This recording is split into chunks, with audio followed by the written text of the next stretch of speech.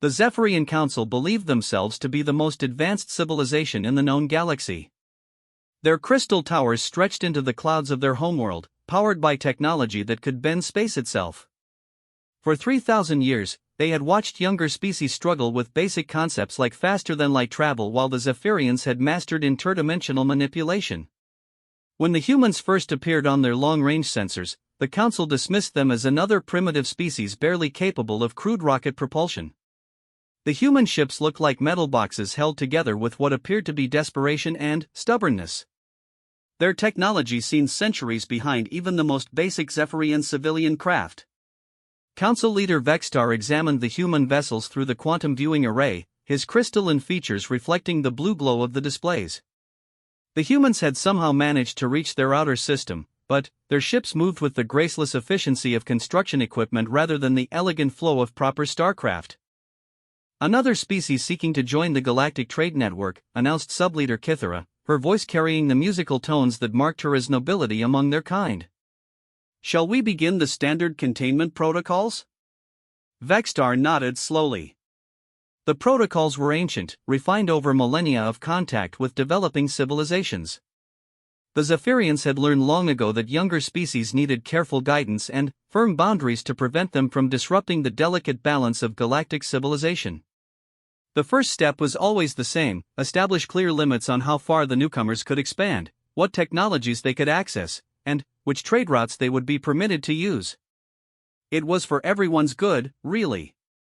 Unrestricted growth led to resource conflicts, territorial disputes, and the kind of messy wars that disturbed the peace the elder races had worked so hard to establish. Within days, the Zephyrian fleet deployed a network of quantum barriers around the human system. These invisible walls would prevent any human vessel from traveling beyond their designated boundaries. The barriers were elegant, undetectable, and absolutely impenetrable to any technology the humans possessed or could develop within the next several centuries. The barriers worked by creating localized distortions in subspace, making faster-than-light travel impossible in specific corridors. Any ship attempting to breach the perimeter would simply find itself unable to engage its hyperdrive, as if the universe itself had decided that particular patch of space was off-limits. Similar barriers had been placed around dozens of developing species over the millennia. The Korathi had spent 200 years trying to breach theirs before finally accepting their designated territory. The Millerian Republic had attempted to find alternate routes for nearly a century before settling into their assigned trade lanes. The humans, the Council was certain, would follow the same pattern. They would test the barriers, perhaps for a few decades, then accept their place in the galactic order and focus on developing their civilization within appropriate boundaries. What the Zephyrians didn't anticipate was that humans had a particular talent for doing things that should have been impossible. Captain Sarachan stood on the bridge of the exploration vessel Determination, staring at the readings that made no sense according to every textbook on physics she had ever studied.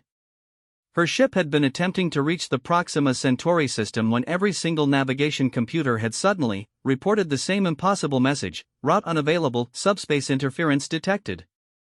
Run the diagnostics again, she ordered her chief engineer, Marcus Webb.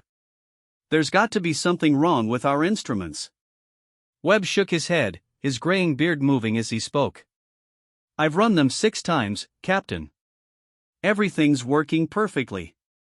It's like there's a wall out there, but there's nothing on any of our sensors. Dr. Lisa Park, the ship's physicist, looked up from her console where streams of data cascaded across multiple screens. I'm detecting quantum fluctuations that shouldn't exist in open space. The readings are consistent with artificial subspace manipulation, but the technology required would be centuries beyond anything we've ever theorized. Chen felt a familiar stirring in her chest, the same feeling she'd experienced as a child when someone told her she couldn't climb a particular tree or solve a complex puzzle. Throughout human history, being told something was impossible had always seemed to function more like a challenge than a warning. If someone built a wall, Chen said quietly, then someone can find a way around it. The news of the barriers spread quickly through Earth's scientific community. Rather than discouragement, the discovery sparked an explosion of research and innovation that surprised even humanity's most optimistic scientists. The idea that an advanced alien civilization had deemed it necessary to contain humanity was simultaneously insulting and flattering. Dr. Yuki Tanaka, leading physicist at the Tokyo Institute for Advanced Propulsion, found herself working 18-hour days alongside teams from every major research facility on Earth. The quantum signatures detected by the exploration fleets provided tantalizing clues about technologies that operated on principles humanity had only dreamed about. They're using controlled quantum entanglement to create stable subspace distortions, she explained to a packed auditorium of scientists and military officials. The energy requirements should be astronomical, but somehow they're maintaining these barriers across light years of space with what appears to be minimal power input. Admiral Rodriguez, head of Earth's Space Defense Initiative, leaned forward in his seat. Can we break through them? Dr. Tanaka paused, considering her words carefully. Not with conventional approaches. But humans have never been particularly conventional, have we? The research that followed pushed human science in directions it had never explored. Teams worked on everything from exotic matter manipulation to quantum tunneling on a macroscopic scale. The barriers had been designed to stop any known form of faster-than-light travel, but humans began developing forms of propulsion that had never been known before. Meanwhile, the Zephyrian Council monitored human activities with growing confusion.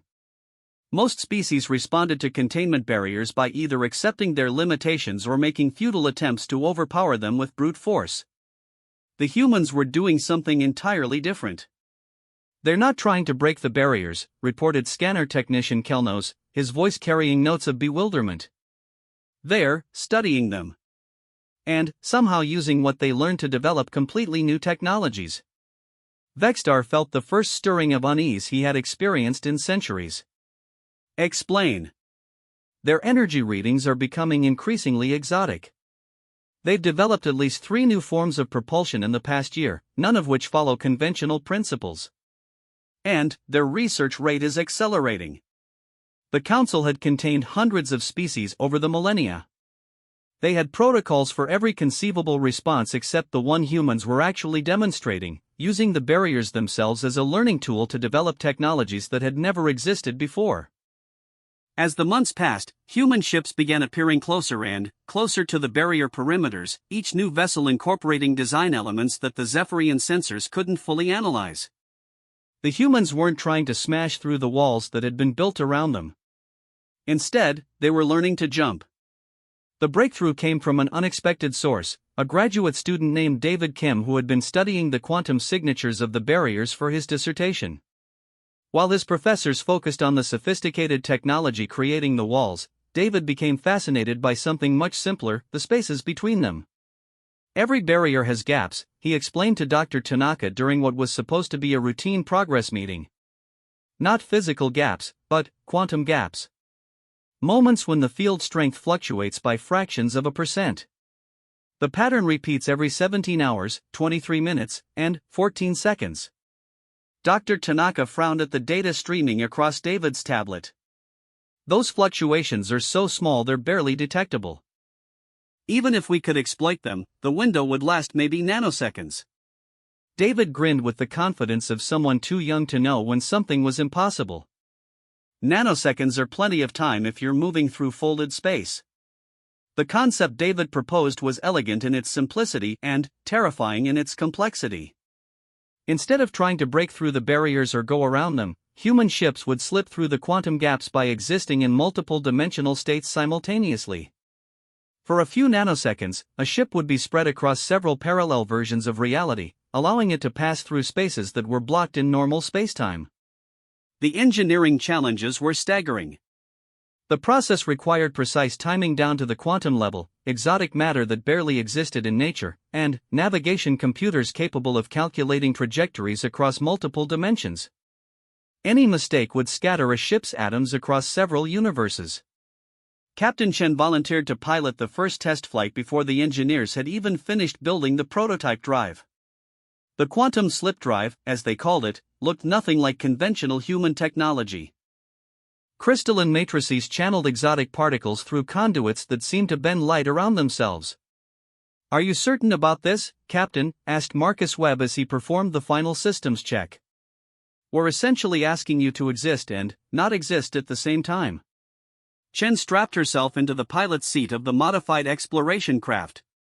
Marcus, humans have been doing impossible things since we figured out how to make fire underwater. This is just the latest impossibility.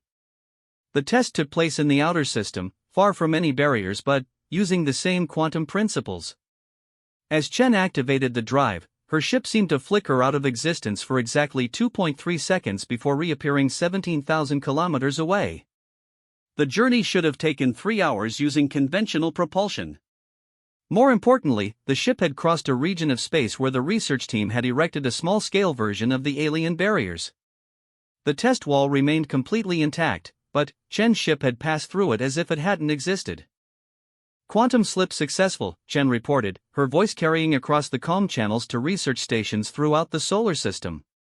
The barriers can't stop what they can't detect.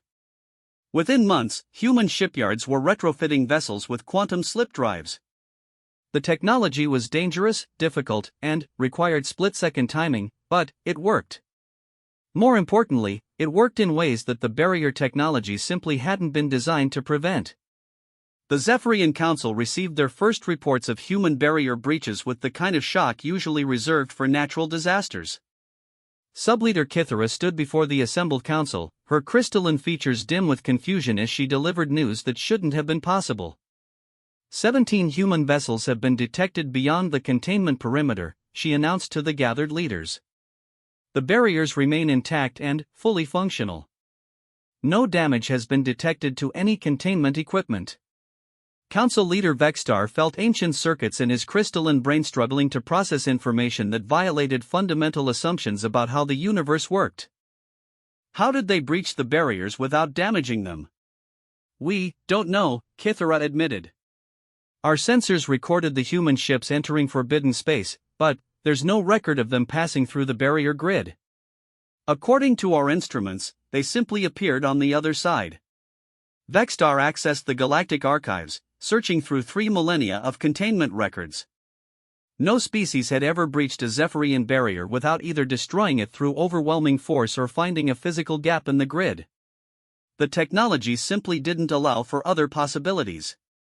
Perhaps there was a malfunction in the barrier generators, suggested Council member Thalek. All generators are functioning within normal parameters, Kythera replied. The barriers are maintaining full integrity. The humans are somehow passing through them without interacting with them. The implications were staggering. If humans could breach Zephyrian containment technology, then the fundamental assumptions underlying galactic civilization were wrong. The elder races had maintained order for millennia based on their ability to control the expansion of younger species. If that control was an illusion, deploy additional barrier layers, Vexstar commanded. Triple redundancy around all human territories. If they've found some weakness in our standard containment protocols, additional barriers should compensate. Over the following weeks, the Zephyrians erected the most sophisticated containment system they had ever deployed. Quantum barriers were layered with dimensional locks, subspace dampening fields, and reality anchors that should have prevented any form of exotic travel. The energy requirements were enormous, requiring dedicated power stations throughout the local galactic cluster. The humans studied the new barriers for exactly 3 days before adapting their slip drives to account for the additional layers.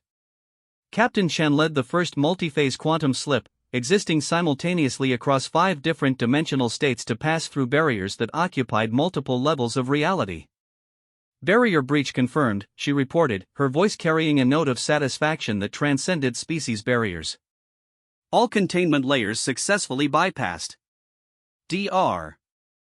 Park, monitoring the quantum signatures from her lab on Earth, shook her head in amazement. The exotic matter requirements for multi-dimensional slipping should have been impossible to generate, but somehow our crystalline matrices are channeling energy from parallel universes. We're not just jumping through barriers anymore, we're borrowing power from alternate versions of ourselves to do it. The news reached the Zephyrian Council as they were meeting to discuss the failure of their enhanced containment system. Vexstar's crystalline form flickered with patterns that indicated deep computational stress as he processed reports that violated every principle of physics the Zephyrians understood. "They're not breaking our barriers," he said slowly, his voice carrying harmonics of disbelief. "They're making them irrelevant." Council members RTHYSS, ancient even by Zephyrian standards, pulsed with colors that indicated philosophical contemplation. "Perhaps we should consider the possibility that our containment protocols are based on flawed assumptions about the nature of technological development." "Impossible," Vextar replied automatically. "We've successfully contained hundreds of species using these exact methods." "Yes," ZRTHYSS agreed. "But none of those species were humans."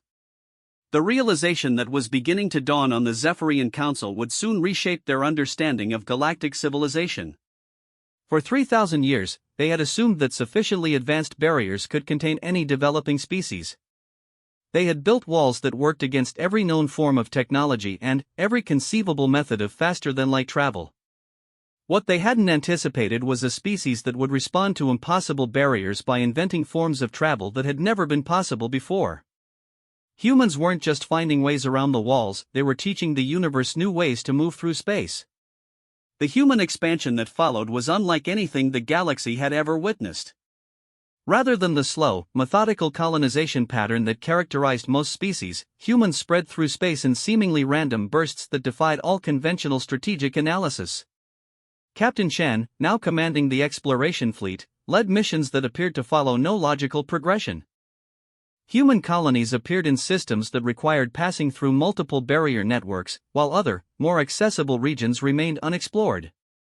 To the galactic community, it looked like humans were deliberately choosing the most difficult possible expansion routes. What they couldn't understand was that humans had fallen in love with the act of jumping itself. Each new barrier system presented fresh challenges that pushed quantum slip technology in unexpected directions. Dr. Kim's research team, now expanded to include scientists from every major Earth institution, treated alien containment fields like vast physics laboratories. The Andromedan barrier network uses temporal displacement in addition to spatial barriers, Dr. Kim explained to the assembled research team. Ships trying to pass through don't just hit a wall, they get shunted backward in time by approximately 14 minutes. Dr. Tanaka leaned forward, her eyes bright with the same excitement that had driven human exploration since the first ocean crossings. "Temporal barriers? Can we slip through those?" "Better than that," Dr. Kim replied with a grin. "We can use the temporal distortion to power a quantum cascade slip. The energy from being displaced in time gets channeled into multi-dimensional propulsion. We don't just pass through their barrier, we use it to jump further than we've ever gone before." The resulting technology pushed human ships into regions of space that had been considered permanently inaccessible. The Andromedan barriers, designed to contain entire galactic clusters, became launching points for human exploration fleets. Ships would approach the temporal barriers, allow themselves to be caught in the time distortion, then use the resulting energy cascade to slip through dimensions that existed outside normal spacetime. Meanwhile, the galactic community watched human expansion with growing alarm. The Andromedans, an elder race nearly as ancient as the Zephyrians, had built their barrier network over thousands of years to create perfect isolation. No species had ever even attempted to breach Andromedan containment fields. Ambassador Veltar of the Andromedan Council contacted the Zephyrian leadership through quantum entanglement communication, his mental emanations carrying unprecedented levels of distress. "The humans have corrupted our temporal isolation barriers," his thoughts projected across interstellar space. "They are using our own containment technology to achieve forms of faster-than-light travel that should not be mathematically possible." Vextar received the communication while studying reports of human activity that grew more impossible with each update. "How many barrier breaches?" "All of them," Veltar replied, his mental voice hollow with disbelief. "Every single containment field in the Andromedan network has been bypassed. The humans aren't just breaking through barriers anymore, they're turning them into transportation systems." The implications reached beyond simple territorial expansion. For millennia, galactic civilization had been organized around the principle that elder races could control the development and expansion of younger species. The barriers weren't just about territory, they were about maintaining a stable hierarchy that prevented chaos and resource conflicts. If humans could bypass any containment system, then the fundamental structure of galactic society was at risk. Worse, other species were beginning to study human technology, wondering if they too could escape the limitations that had been imposed upon them. The Karathi Federation, contained within their designated space for over 2 centuries, began conducting their own experiments with exotic matter and dimensional manipulation. The Millerian Republic started questioning whether their accepted trade route limitations were actually necessary. Throughout the galaxy, younger species looked at human achievements and wondered what might be possible if they stopped accepting impossible as an answer. Captain Chen received her orders to establish humanity's first embassy in the galactic core through a transmission that took 17 different quantum slips to deliver. The message had been sent from Earth, bounced through 5 different barrier networks, and somehow arrived before it had been transmitted due to temporal distortions in the slip drives. Proceed to Galactic Council space, Admiral Rodriguez's voice carried across impossible distances and through several versions of reality. It's time to have a conversation with the folks who've been building walls around us. The journey to the galactic core required passing through barrier networks erected by 7 different elder races. Each containment system used different principles: quantum barriers, dimensional locks, temporal distortions, reality anchors, and several technologies that human science hadn't even developed names for yet. Chen's ship, now equipped with a 4th-generation quantum slip drive that barely resembled the original technology, approached each barrier network like a puzzle to be solved rather than an obstacle to be overcome. The drive systems had evolved far beyond their original design, incorporating principles learned from each successive barrier breach. The first barrier, a relatively simple Zephyrian quantum wall, was bypassed using standard dimensional slipping. The second, an Andromedan temporal field, provided energy for a cascade slip that carried the ship through 3 additional barrier networks simultaneously. The 5th barrier, erected by the mysterious Vorthan Collective, used exotic matter to create zones where the laws of physics themselves were altered. The Vorthan barrier is changing the fundamental constants of reality, reported Dr. Park, now serving as the ship's science officer.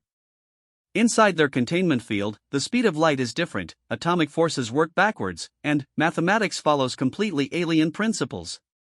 Chen studied the readings with the calm focus of someone who had learned to treat impossible as merely inconvenient. Can we slip through a region where physics doesn't work the way physics should work? Theoretically, yes, Dr. Park replied. But we'd need to exist in a quantum state that follows multiple sets of physical laws simultaneously. We'd have to be governed by normal physics and alien physics and no physics all at the same time. So, Tuesday, Chen said with a slight smile. Fire up the multi-state slip drive. The passage through the Vorthan barrier required Chen's ship to exist as a quantum superposition of several impossible states. For 47 seconds, the vessel was simultaneously following human physics, alien physics, and completely ignoring physics altogether. The navigation computers registered the ship as existing, not existing, and existing in a state that mathematics couldn't properly describe. When they emerged on the other side, the ship's sensors detected something unprecedented, a region of space where barriers from multiple elder races overlapped, creating interference patterns that had accidentally opened permanent corridors through dimensions that weren't supposed to exist. The elder races have been building barriers for so long that their containment fields are starting to interact with each other, Dr. Park observed, studying readings that would rewrite several textbooks on quantum mechanics. They've accidentally created shortcuts through spacetime. Chen realized that humans weren't just learning to jump over walls, they were discovering that the walls themselves had created an entirely new way to navigate the galaxy. The elder races, in their efforts to contain younger species, had unknowingly built the infrastructure for forms of travel that transcended anything they had imagined. As Chen's ship approached the galactic core, passing through barrier networks that became increasingly sophisticated and increasingly irrelevant, she understood that the conversation with the Galactic Council would be about much more than human expansion rights. The elder races had spent millennia building walls to contain everyone else, never realizing that they were actually building ladders that would eventually allow younger species to jump higher than anyone had ever dreamed. And humans, with their particular talent for doing impossible things, had learned not just to climb those ladders, but to use them as launching points for journeys that redefined what travel itself could mean. The walls that had contained every other species in galactic history had become the very tools that would carry humanity beyond all containment. And, in learning to jump over barriers, humans had accidentally discovered how to help everyone else learn to jump too. The Galactic Council chamber had been designed to intimidate visiting species through sheer scale and architectural impossibility. The structure existed in 17 dimensions simultaneously, with corridors that led to rooms that were bigger inside than outside, and meeting spaces that occupied the same physical location while remaining completely separate. Captain Chen walked through hallways where gravity shifted direction every few meters and where the walls displayed the histories of civilizations so ancient that their original names had been forgotten. She passed representatives from hundreds of species, each confined to carefully designated areas that reflected their place in the galactic hierarchy. The elder races occupied the central chambers, where reality bent to their will and time moved at whatever pace they preferred. Lesser species were relegated to peripheral rooms where they could observe proceedings but could not directly participate. The architecture itself was a barrier, designed to remind everyone of their proper place in the cosmic order. Chen entered the main council chamber wearing a simple Earth Fleet uniform and carrying a datapad that contained information that would fundamentally challenge every assumption the council had made about the nature of galactic civilization. Council leader Vextar of the Zephyrians manifested in the chamber as a pillar of crystalline light that spoke with harmonics that translated into 17 different languages simultaneously. Around him, the other elder race representatives appeared as energy patterns that had long ago transcended physical form. Human representative, Vextar's voice carried across dimensions, you have been brought before this council to answer for violations of established galactic containment protocols. Your species has repeatedly breached barrier networks that have maintained peace and order for millennia. Chen looked around the chamber, noting how the younger species representatives were positioned in observation galleries that prevented them from directly addressing the council. She smiled the same smile she had worn when approaching her first impossible barrier. Council leader Vextar, she replied, her voice carrying clearly despite the chamber's acoustic impossibilities, we appreciate the invitation to this conversation. However, I think there may be some misunderstanding about what we've actually been doing. She activated her datapad, and holographic displays materialized throughout the chamber showing human exploration routes, barrier interactions, and technological developments. The information was presented in formats that every species present could understand, from mathematical equations to artistic representations to pure conceptual transmission. We haven't been violating your containment protocols, Chen continued. We've been studying them. And what we've learned is that your barriers have accidentally created the most sophisticated transportation network in galactic history. Confused emanations rippled through the council chamber as representatives from dozens of elder races processed information that contradicted 3 millennia of assumptions about how their technology worked. The quantum barriers create dimensional interfaces, Chen explained, highlighting sections of her data. The temporal distortion fields generate exotic energy cascades. The reality anchors establish stable reference points across multiple universes. You didn't just build walls to keep us contained, you built the infrastructure for forms of travel that transcend anything any of us imagined. Ambassador Veltar of the Andromedans projected confusion so profound it temporarily distorted local spacetime. The barriers were designed to prevent travel, not enable it. Yes, Jin agreed cheerfully. But they only prevent conventional travel. Once we learned to slip through dimensions, your barriers became launching points. Every containment field we encountered taught us new ways to move through space. You've been providing us with the universe's most advanced physics education. Dr. Park's voice joined the conversation through quantum entanglement communication from the human ship. The interference patterns between overlapping barrier networks have created stable corridors through dimensions that weren't accessible by any other means. The elder races have unknowingly mapped pathways through reality itself. Council member Zarthys of the Zephyrians pulsed with patterns that indicated deep contemplation. You're suggesting that our containment efforts have facilitated the very expansion we sought to prevent? More than that, Chen replied. You've created a system that can benefit everyone. The barrier networks don't just enable human travel, they can enable travel for any species willing to learn quantum dimensional slipping. She activated another section of her presentation, showing projected expansion routes for dozens of currently contained species. The mathematical models demonstrated how quantum slip technology could allow controlled, sustainable expansion that didn't require the resource conflicts the elder races had always feared. The Karathi Federation could explore the galactic rim using temporal cascade slips through Andromedan barriers. The Millerian Republic could access resource-rich systems by quantum slipping through Zephyrian dimensional locks. Species that have been contained for centuries could expand safely using the very infrastructure built to contain them. The implications of Chen's presentation spread through the council chamber like ripples through quantum foam. Representatives from younger species, observing from their designated galleries, began emanating excitement, hope, and the kind of ambitious energy that elder races had spent millennia trying to control. This would fundamentally alter the structure of galactic civilization, Vextar observed, his harmonics carrying notes of something that might have been concern or might have been curiosity. Yes, Chen agreed. Instead of a hierarchy maintained by containment, you could have a network maintained by cooperation. Instead of walls that divide, you could have infrastructure that connects. Council member Thymali of the Quasar Collective, one of the most ancient races present, manifested in the chamber for the first time in centuries. The entity's presence caused local reality to shimmer as it spoke through methods that bypassed sound entirely. The human proposal suggests transforming our containment networks into transportation infrastructure. This would require unprecedented cooperation between species that have maintained separation for millennia. Chen nodded respectfully to the ancient being. Honored council member, humans have some experience with cooperation between groups that previously saw each other as threats. It usually works better than anyone expects. She activated the final section of her presentation, detailed technical specifications for establishing quantum slip academies throughout the galaxy, cooperative research stations that would share barrier analysis between species, and joint exploration initiatives that would use the existing barrier networks to explore regions of space that had been inaccessible to everyone. The choice is simple, Chen concluded. You can continue building walls that work against every species except the ones creative enough to learn how to jump. Or you can help everyone learn to jump, and turn your walls into launching platforms for exploration that benefits the entire galaxy. The silence that followed lasted for several minutes across multiple dimensions.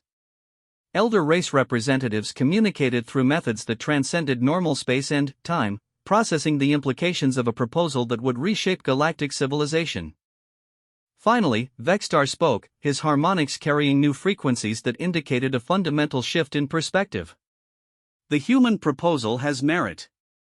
Our containment protocols have indeed created infrastructure that could serve purposes beyond their original design. However, added Ambassador Veltar, transforming barriers into transportation networks would require trust between species that have maintained careful separation for good reason. Chen smiled, the expression carrying the confidence of someone who had spent years teaching the universe new ways to move through space. Honored representatives, humans have found that the best way to build trust is to work together on impossible projects.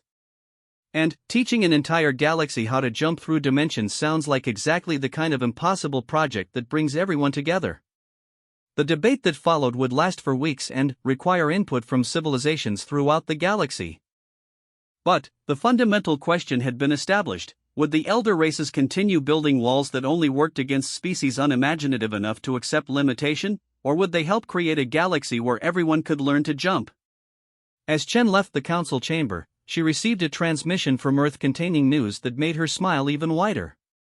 Dr. Kim's research team had successfully adapted quantum slip technology for civilian use. Families across human space were planning vacation trips that would require jumping through alien barrier networks, treating impossibility as just another travel inconvenience. The walls that had been built to contain everyone else had become stepping stones for adventures that would redefine what it meant to explore the universe. And humans, with their talent for making the impossible routine, were about to teach the galaxy that the best barriers weren't designed to keep anyone out, they were designed to help everyone learn to jump higher than they had ever imagined.